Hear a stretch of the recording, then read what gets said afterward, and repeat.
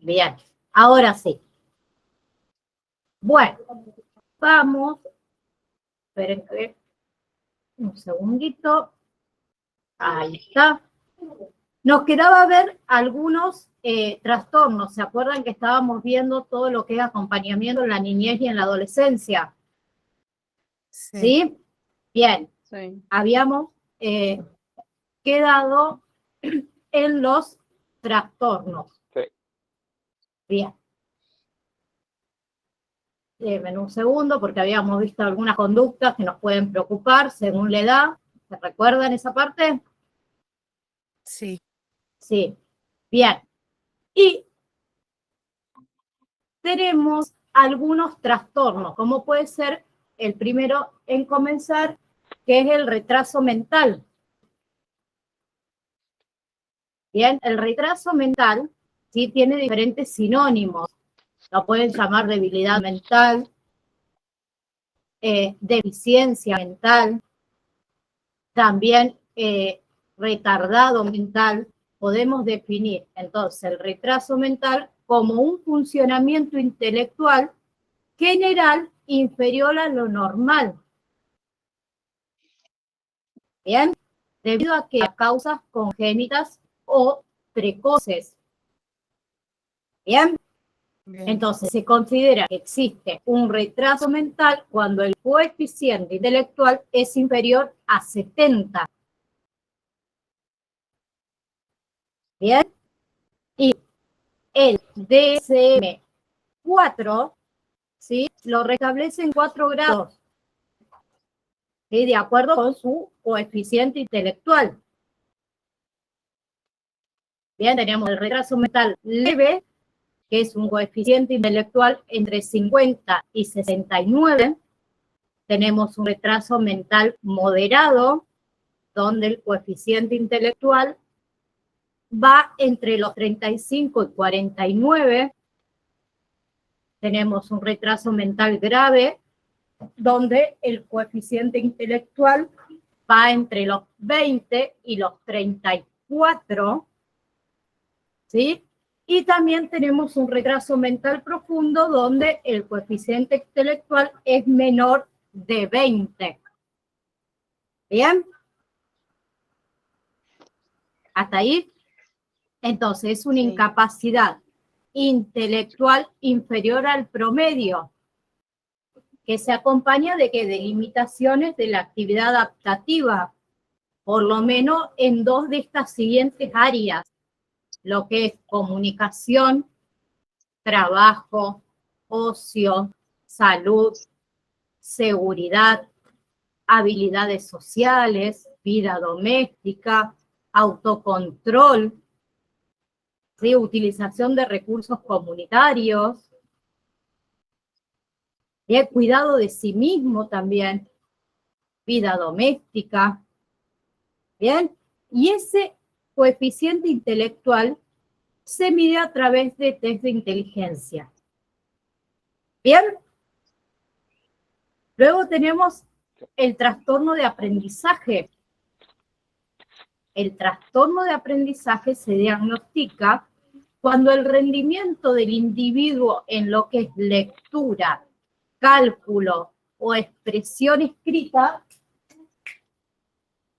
es inferior al esperado por la edad, por la escolarización y su nivel de inteligencia. Déjenme un segundo que admito a los compañeros ahí. Bien, entonces muchos niños pueden tener dificultades en las escuelas con respecto a algunos temas o habilidades de vez en cuando. Pero cuando los niños se esfuerzan y todavía luchan con un conjunto específico de actividades, esto podría ser signo de un trastorno de aprendizaje. Bien, y tener un trastorno del aprendizaje significa que el niño tiene una dificultad en una o más de las áreas de aprendizaje, ¿sí?, aun cuando su motivación, su inteligencia en general no estén afectadas. ¿Bien? Y existen algunos síntomas de estos trastornos de aprendizaje, como puede ser dificultad para distinguir entre la derecha y la izquierda, invertir letras, palabras o números, ¿sí? Después de primero o segundo grado, por ejemplo, dificultad para reconocer lo que son los patrones, ¿sí?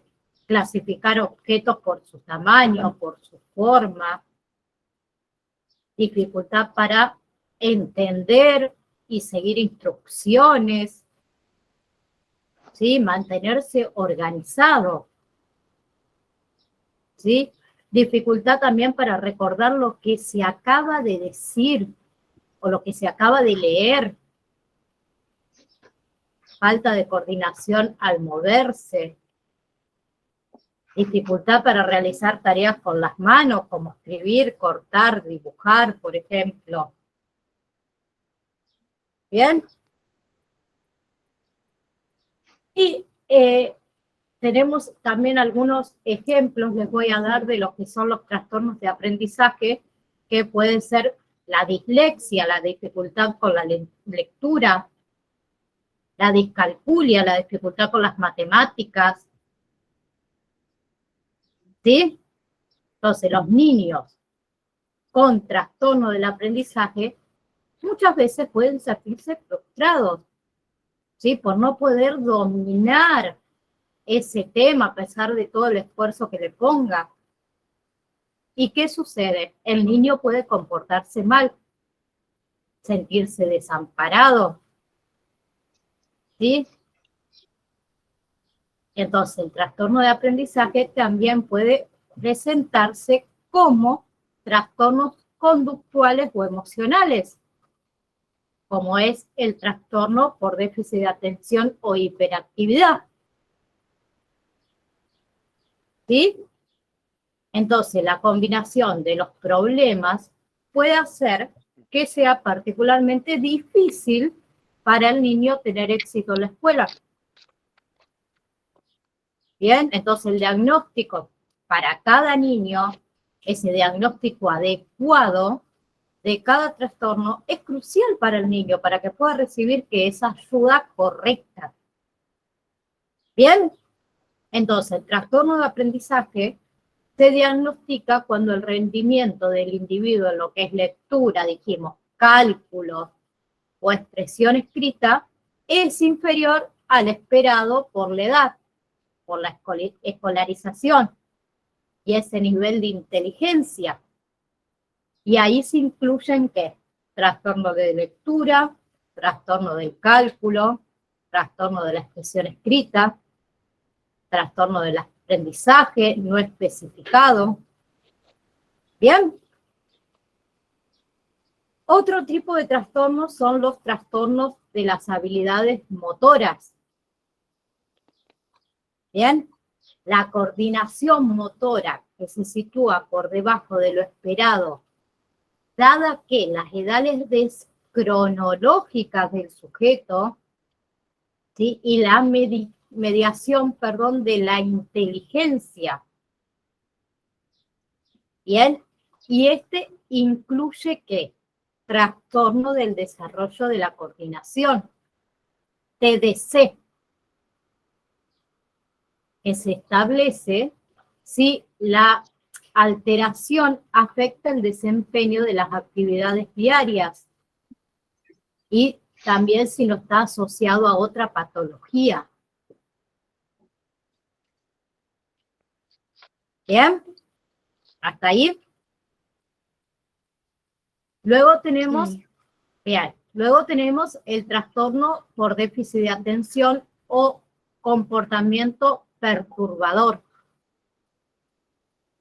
Bien. Se caracteriza por síntomas manifiestos de que impulsividad, hiperactividad, desatención también, y conductas desadaptadas de la norma social, podríamos decirlo. ¿Bien? Y este incluye ¿qué? Diferentes trastornos también. Tenemos trastorno disocial, trastorno negativista, desafiante, trastorno por déficit de atención con hiperactividad. Bien. Con respecto al trastorno disocial,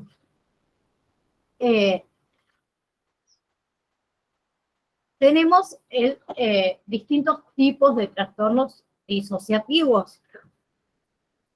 Bien, tenemos trastorno de identidad disociativo, tenemos amnesia disociativa, no vamos a ver específicamente cada uno, pero se los nombro, y trastornos de despersonalización.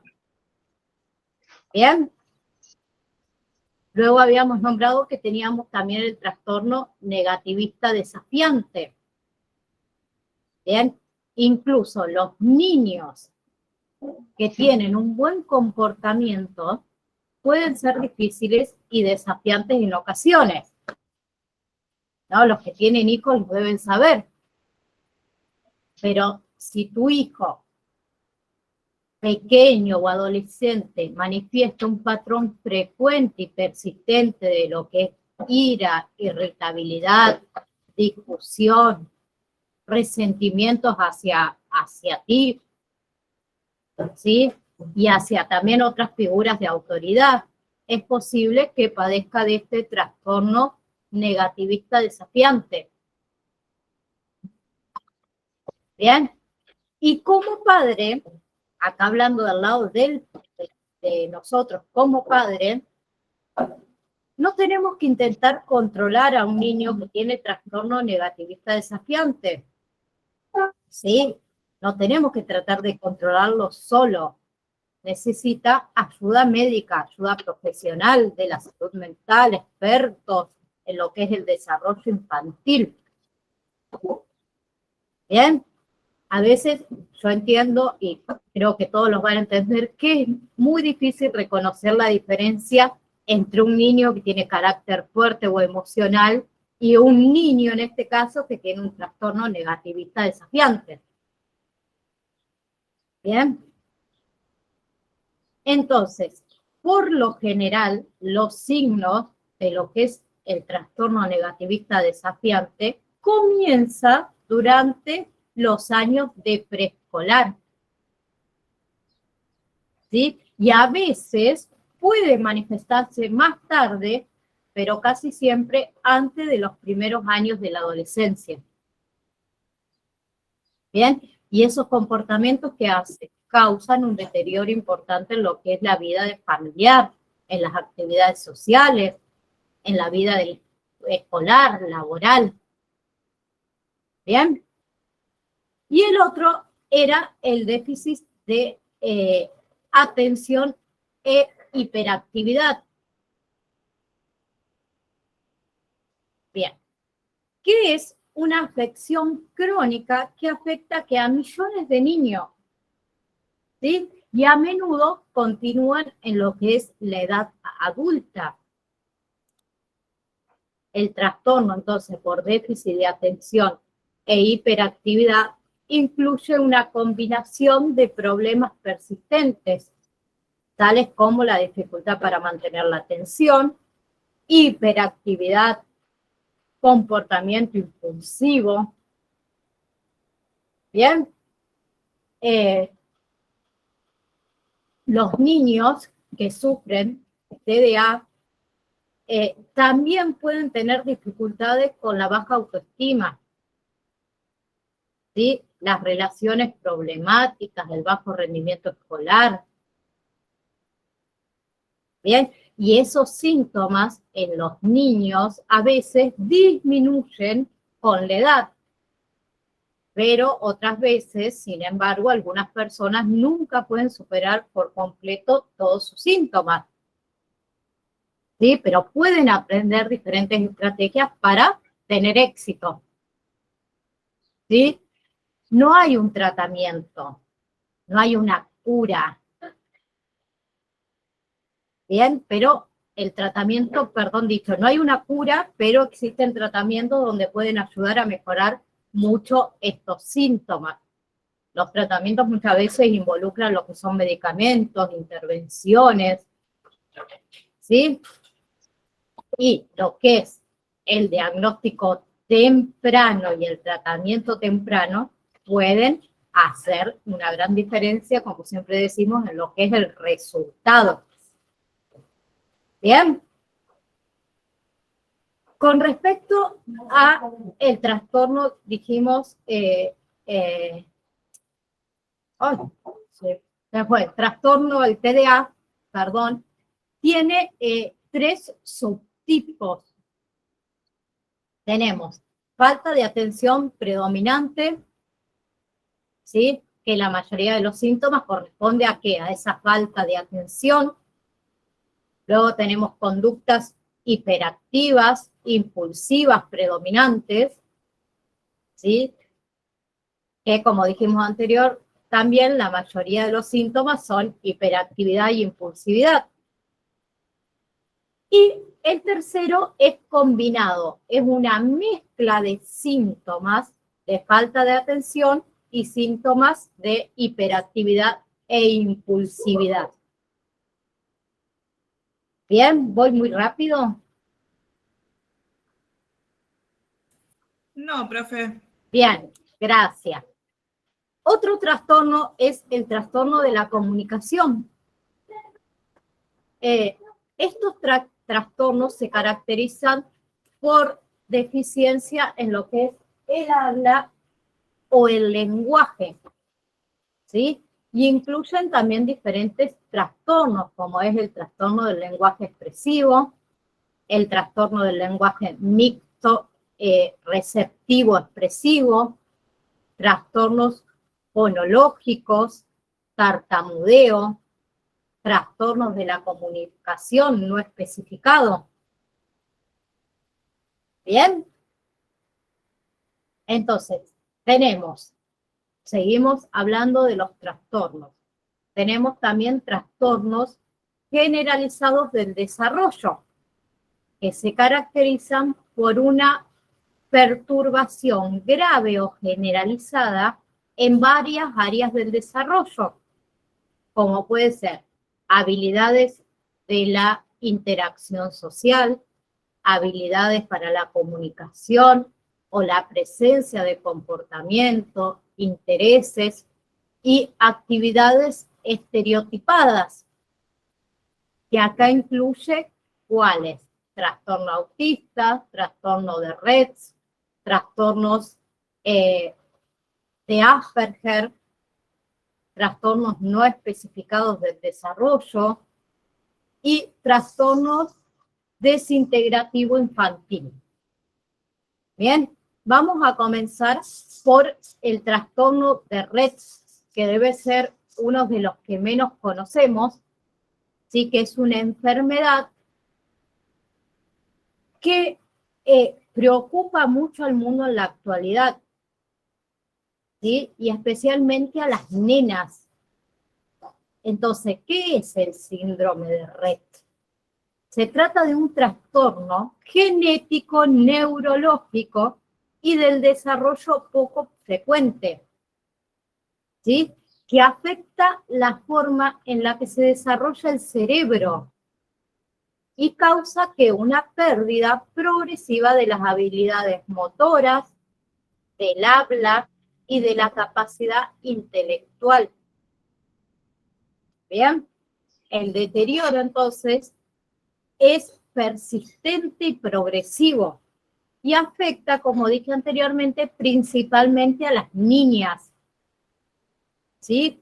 Y a pesar de ser ocasionado por una mutación genética, no suele ser hereditario y se da de forma espontánea en el 99% de los casos. ¿Bien? Entonces, quien padece esta enfermedad dependerá, lamentablemente, de los demás por el resto de su vida, ¿sí? Y no podrá hacer algo por sí mismo. Bien.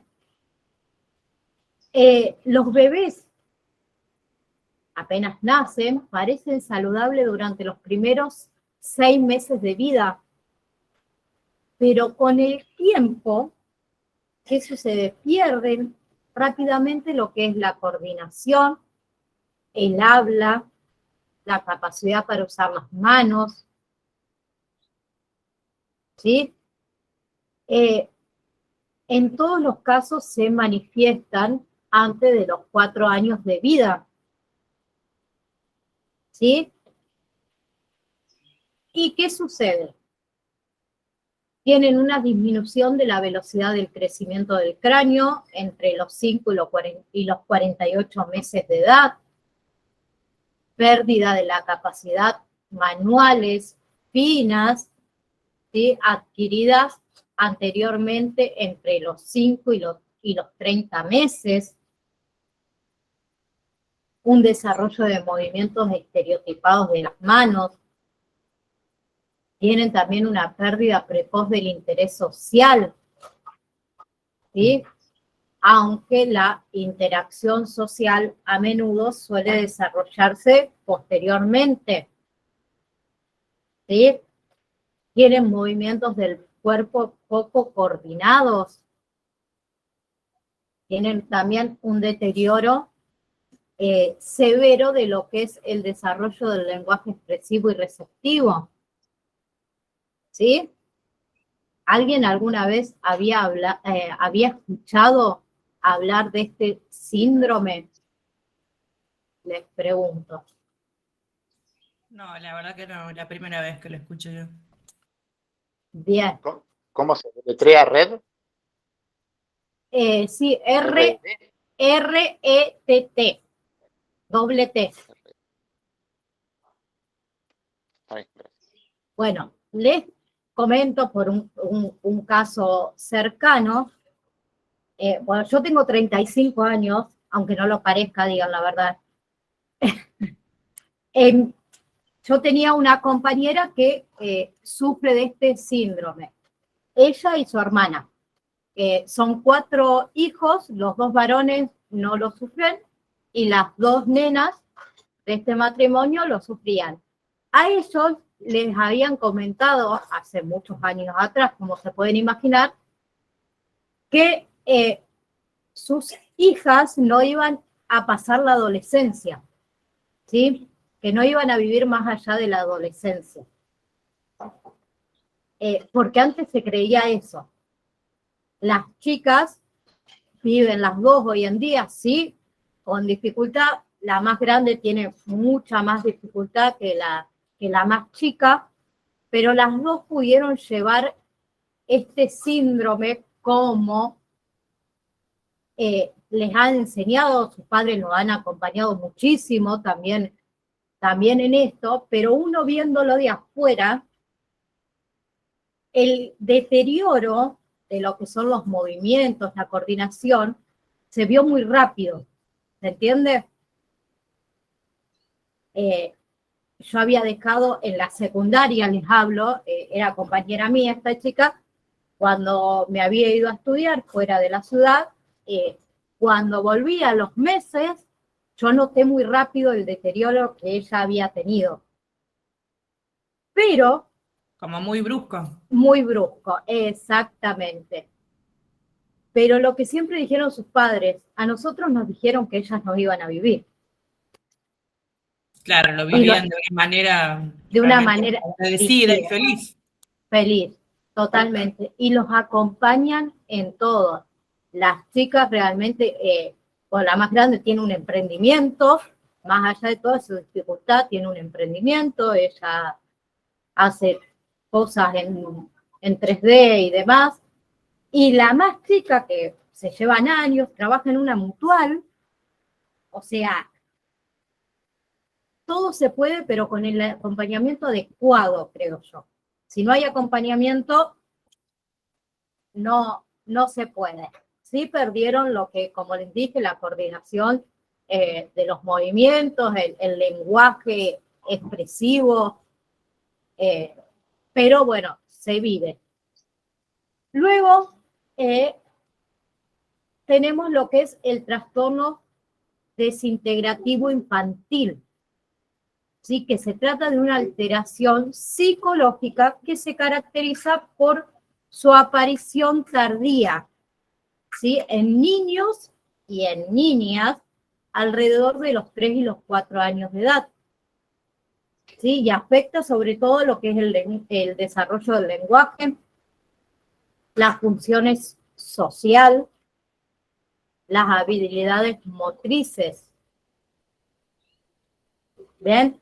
Normalmente, el niño o la niña que sufre de este trastorno tiene un desarrollo normal, ¿sí? Pero en el momento en el que se manifiesta esta enfermedad, dicho desarrollo, ¿qué pasa? Se interrumpe y afecta las habilidades cognitivas y comunicativas.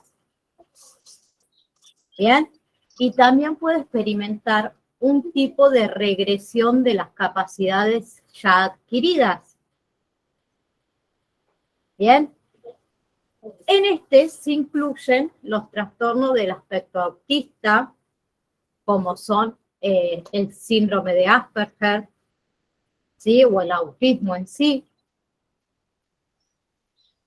Bien, pero a diferencia de estos, el trastorno desintegrativo infantil se caracteriza por su aparición tras el desarrollo normal de un niño, ¿sí? Y tiene diferentes síntomas que se dividen en 3 grupos, en lo que es el área del lenguaje, el área psicomotriz y el área social.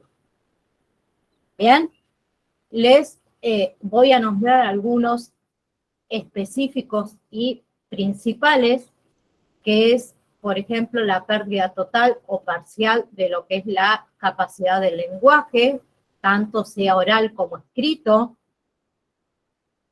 ¿sí? En los casos en los que los niños no han perdido totalmente la capacidad del lenguaje, puede producirse que escolarias, que es imitar o repetir sonidos, palabras, frases. Escolalias. Bien. También algunos de estos síntomas puede ser la dificultad de poder hablar o comprender a terceros, que puede derivar a que en lo que es el aislamiento de la persona, ¿sí? Y cuando una persona se aísla, por ende, no quiere comunicarse con los demás. ¿Bien? También muestran apatía o desinterés, pérdida total del control de los esfínteres, pérdida de lo que es la motricidad fina y motora, incapacidad para moverse, para andar, para correr, saltar. También tienen movimientos o gestos repetitivos de forma involuntaria. Tienen irritabilidad, ansiedad. Y también tienen una incapacidad para ejecutar las actividades cotidianas del autocuidado, como comer solo, lavarse los dientes, vestirse, asearse. ¿Bien? Bien. Y ahora entramos a lo que es autismo y Asperger. Con respecto al autismo, el autismo tiene fallas muy tempranas en lo que es la estructuración de la subjetividad. La sintomatología de esta enfermedad es muy variable y también lo que es su evolución. Las personas con autismo también suelen tener una buena relación con lo que son las máquinas. Les encanta. ¿Sí? Tienen movimientos estereotipados, utilizan el cuerpo del otro como instrumento. ¿Sí? También suelen caminar en puntitas de pie. ¿Sí? Las personas que tienen trastorno del autismo generalmente no hablan o tienen un lenguaje ecolálico o utilizan también estereotipadamente algunas palabras o frases. ¿Sí? Suelen tener una mirada vacía, una ausencia de mímicas y gestos de llamada. ¿Bien? No diferencian entre familiar o extraños. ¿Sí? En cambio, el Asperger es una dificultad para relacionarse con sus iguales, una falta de empatía. ¿Bien? Tiene limitación para adaptar las conductas según el contexto. Dificultad para comprender el doble sentido. ¿Sí? Una resistencia también a lo que son los cambios. Ellos prefieren todo lo que son las actividades mecánicas. Bien, y tienen un interés también absorbente, podríamos decir, y excesivo por ciertos contenidos. Tienen como una presencia de rituales. Bien, también tienen una falta de correspondencia entre lo que son los gestos expresivos y sus referentes. Torpeza motora, inteligencia normal, y tienen hipersensibilidad ante ciertos estímulos. ¿Bien? Sí. Bien. Entonces, luego de ver algunos trastornos, vamos a empezar con lo que es el juego. Lo que es amar, hablar, aprender, todo comienza jugando desde nuestra niñez. ¿Sí? Entonces, todo lo que son las pulsiones, fantasías, pensamientos, se conjugan en el juego infantil. Bien, según Freud, el juego es el medio para convertir el objeto de recuerdo y elaboración anímica, lo que en sí mismo es displacentero, es decir, es un modo de elaboración de lo traumático. Bien, en lo que es el espacio terapéutico, el juego será mediante el cual el niño propicia la creación de enlaces representacionales. Bien, la reorganización también de las huellas anémicas. Entonces, jugar es efecto de un nivel de estructuración psíquica. Bien, el desarrollo, decían, el desarrollo del juego constituye al que juega y lo habilita a desplegarse y a posicionarse como sujeto. ¿Bien? Entonces, jugar es un derecho, es una forma de socialización, de transmisión también, y de recreación de culturas. Bien. lo que es el juego permite que también el desarrollo de las emociones, ¿sí? Psicológicos, cognitivos, físico-motriz y también social. Bien, y acá entramos en los tipos de juegos. Tenemos juegos de presencia-ausencia. Quien tenga hijos, ¿no? O sobrinos también, ¿sí? Primos, al cuco con los bebés, acá estoy, acá no estoy. El juego de taparnos la cara, ¿sí? Ese es un juego de presencia-ausencia. Permite que la simbolización de la ausencia, ¿sí? La diferenciación de yo y no yo, ¿sí? El clivaje también de sujeto y objeto. Bien. Luego tenemos también lo que son los juegos de construcción de bloques, por ejemplo. Piezas para encajar, ensamblar, piezas para apilar, superponer, ¿sí? Estos juegos contribuyen a desarrollar la coordinación óculo-manual, ¿sí? La diferenciación de formas, colores, el razonamiento, la organización espacial, la atención, reflexión, la concentración también, la memoria lógica, la persistencia en las tareas, y son fundamentalmente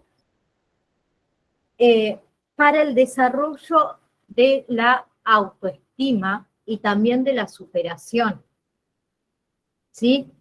Y también implica que este tipo de juegos de construcción, la planificación de las acciones, la puesta en marcha de ese proyecto, de lo que van a armar, ¿sí? También su evaluación. Bien. Luego tenemos los juegos de personajes. ¿Sí? Yo estoy jugando, o soy hermana de Silvana. Silvana, vos sos la paciente, yo la doctora. Juegos de personajes, ¿sí? Son fundamentales para comprender y asimilar el entorno que nos rodea y están asociados a lo que es el desarrollo del lenguaje, ¿sí? Ya sea que se verbaliza mientras se pone en juego la imaginación y también la creatividad.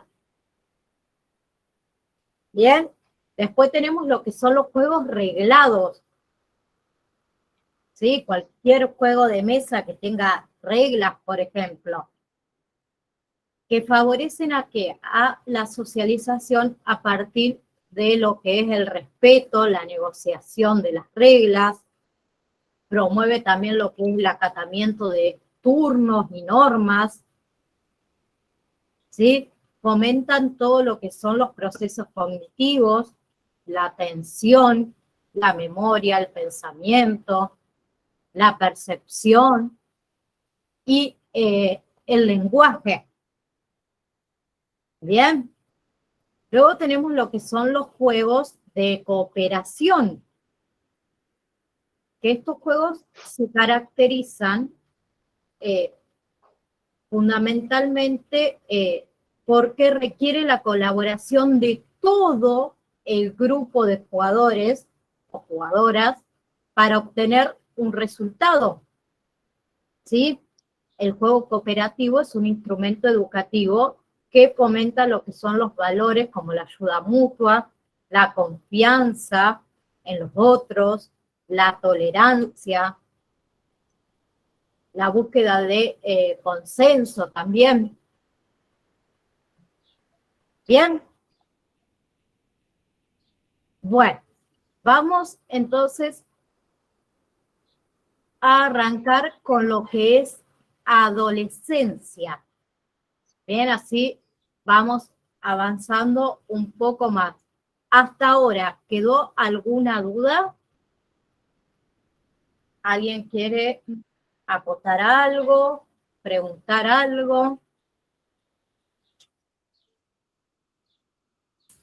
No, sí, profe. Más o menos faltarían como 12 clases. Ah, me mataste. ¿Cuántas? 12. Pero 3 meses seguro. 3 meses, ok. Sí, porque hoy estamos... Ay, yo ya ni sé dónde estamos, imaginad. 28, sí. Diciembre, nos queda todo diciembre. Enero no tenemos clase. Febrero y marzo, 3 meses. ¿Ok? Enero no se tiene clases, No, recién en febrero. no se dicta clases en enero. Ah. Ustedes terminarían ¿En marzo? en marzo. Exacto. Ok. ¿Bien? Yo tengo una consulta. Gracias. Sí, decime. Yo imprimí un montón de fotocopias, ¡Ah! se me hizo un lío. Lo que no encuentro es donde estén las etapas de cada uno de los trastornos. No, no están. Ah, listo, bárbaro. Ah, bicha, tenés que prestar Me atención. parecía, Hay cosas. miré todas las fotocopias y no Te vi nada. miraste todas. No, yo por ahí agrego un poco de material o les comento cosas extras para que ustedes lo sepan. De igual manera, como yo siempre les digo, ustedes la clase la tienen que mirar. Mayormente me guío en lo que son los exámenes por el material que les envío yo. Pero, si me agarra, Silvi, ¿te puedo preguntar algo? Claro, yo preguntaba algo porque esto de los trastornos está bueno saberlo.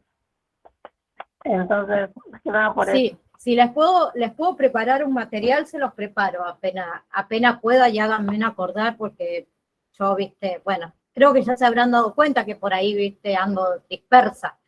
Pero si me hacen acordar, les puedo preparar algún material bien específico de cada uno. ¿Bien? Claro, más que nada como yo tengo todo anotadito, pero igual por las dudas por ahí está bueno. No.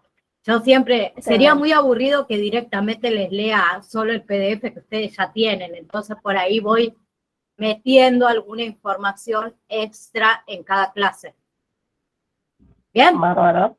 Bien. Listo. Vamos a aprovechar los 10 minutos que nos queda. Adolescencia. La adolescencia es un estadio por el cual la persona debe atravesar diferentes duelos, teniendo como resultado la asunción de lo que es su identidad. ¿Sí? Durante este periodo pueden surgir diferentes conflictos también que requieran de la intervención del acompañante terapéutico. ¿Sí? Como pueden ser algunos de ellos problemas alimenticios, consumo de sustancias, entre otros. ¿Bien? Entonces, en la adolescencia hay un periodo de transición y de conflicto.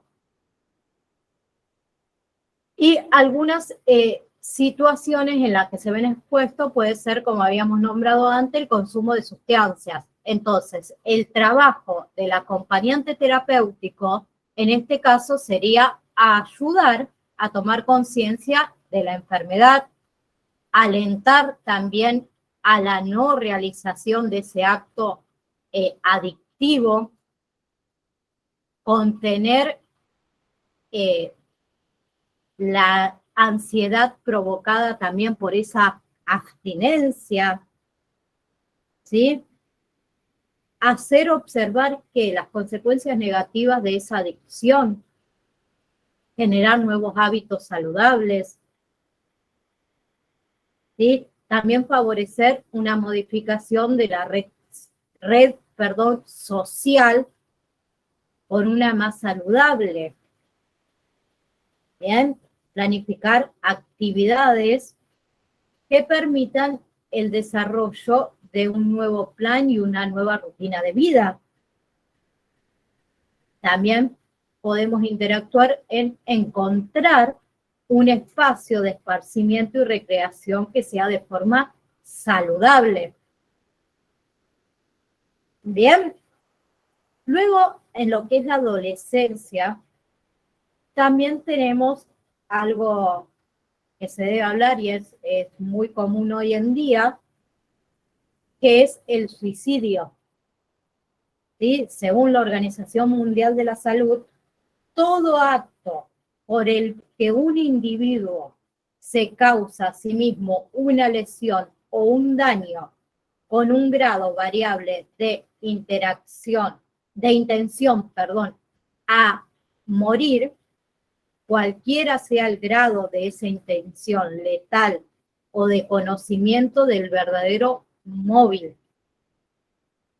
Bien, lo que son las conductas suicidas abarcan la ideación suicida, las ideas o elaboración de un plan, la obtención de los medios para hacerlo y la consumación del acto.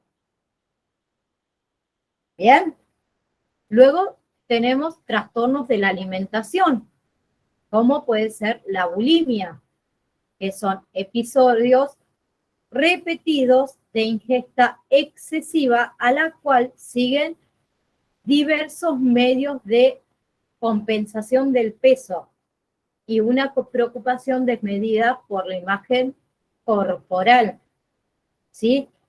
Y tenemos diferentes tipos de bulimia.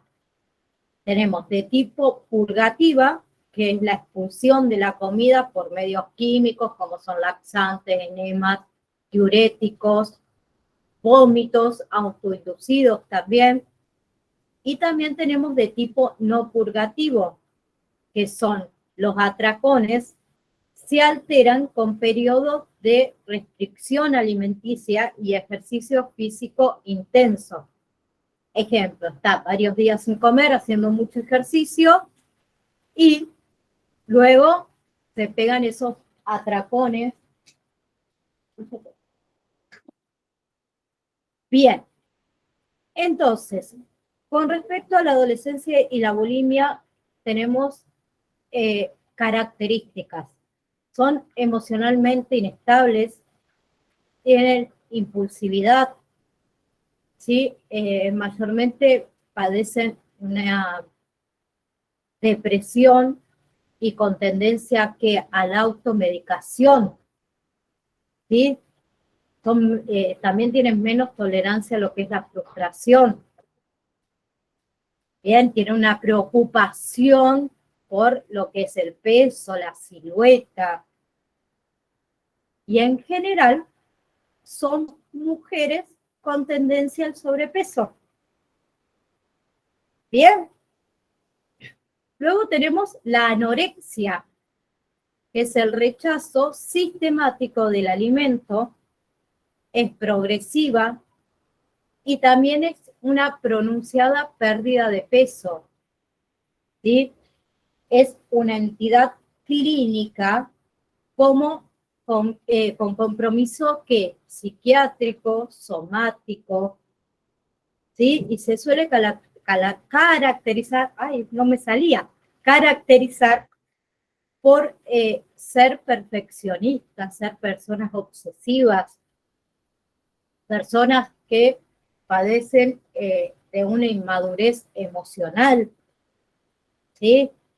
Son también altamente competitivos, inteligentes, ¿sí? Dependientes de la familia, poco conscientes de lo que son sus problemas, ¿sí?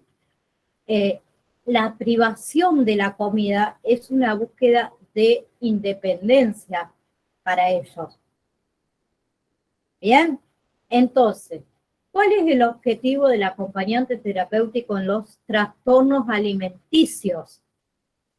¿Sí? El seguimiento cercano del paciente. Mantener actualizado las indicaciones del equipo terapéutico. Aceptar las expresiones del paciente. Cumplir con horarios y tareas. ¿Sí?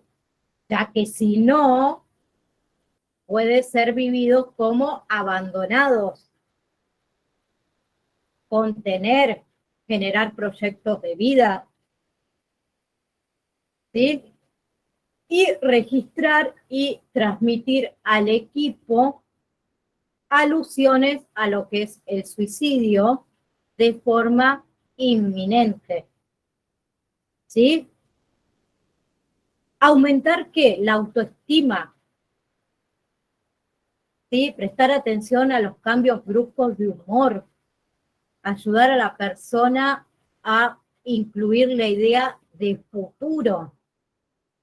Estimular lo que es el interés, las motivaciones relacionadas a un proyecto vital, por ejemplo.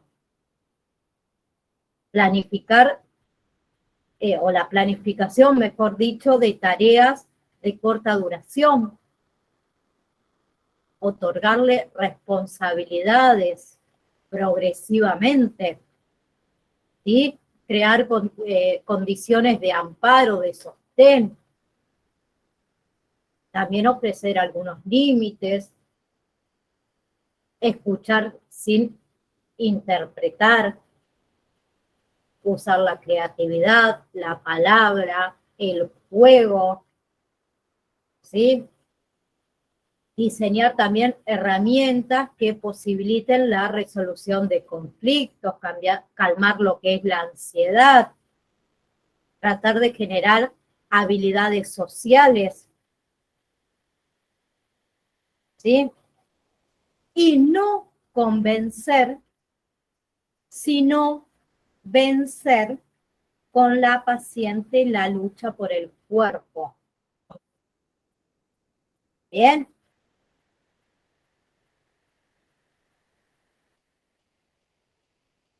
¿Se entendió? Bueno. Sí, profe, igualmente hay que sí. repasarlo un montón a esto. ¿Cómo? Que igualmente hay que repasarlo un montón.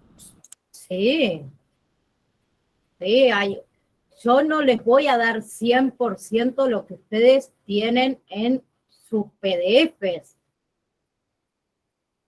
Bien, hay muchas cosas que están en los PDFs que en las clases no se dicen. Entonces, ustedes tienen que ser responsables también de leer, y lo que no se entiende, además, preguntarlo. ¿Sí?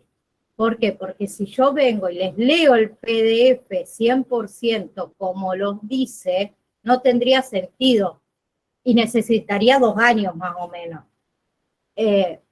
porque es mucho material. ¿Sí? En las clases son un resumen de lo que ustedes tienen, y a veces, como fue en lo que es trastornos, que me parecía prudente agregar ciertas cosas más, yo se las agrego. ¿Bien? ¿Quedó alguna duda? Así podemos terminar y seguir la clase que viene, que vamos a ver todo lo que son la función del acompañante terapéutico en niños y adolescentes. ¿Sí? Y después, si no me equivoco, vamos a empezar con lo que son los conceptos de discapacidad y diferentes patologías. Bien, ¿alguien quiere decir algo? No, muchas gracias, profe. Gracias a ustedes. De eso sí hay PDF, ¿verdad? ¿Cómo? ¿Hay PDF de eso? Sí, sí, está Listo. subido todo el campus. No me acuerdo bien cómo es el título. Pues yo voy poniendo arriba rol del acompañante terapéutico escolar, después patologías graves, le voy poniendo más o menos. Ahí te digo cómo era el título, si no me equivoco. Creo que... acompañamiento en la niñez y la adolescencia. Sí, acá lo tengo. Y con lo que vamos a seguir es con discapacidad, para que lo vayan leyendo si quieren. Claro. El que pueda, que después de que termine este tema, que no es mucho lo que me queda por dar, empezamos la clase que viene también con lo que es discapacidad. ¿Bien? Igual en este de niñez y adolescencia estaba también lo del juego. Sí. Y lo de adolescencia. Exactamente. En todo lo que es niñez y adolescencia está lo que estamos viendo ahora, que habíamos arrancado la clase anterior, seguimos ahora y no lo terminamos tampoco y vamos a seguir un poquito de lo que falta en la clase que viene para arrancar con discapacidad. ¿Bien? Bien. Bárbaro. Bueno, nos estamos viendo el próximo lunes, si Dios quiere, que tengan una hermosa semana y luego un fin de semana excelente. Y bueno, miren el Mundial y manden fuerza y vamos a ver qué pasa. Gracias, profe. Igualmente, que descanse también. Gracias para ustedes. Gracias, Un profe, saludo. igualmente. A la próxima. Hasta luego.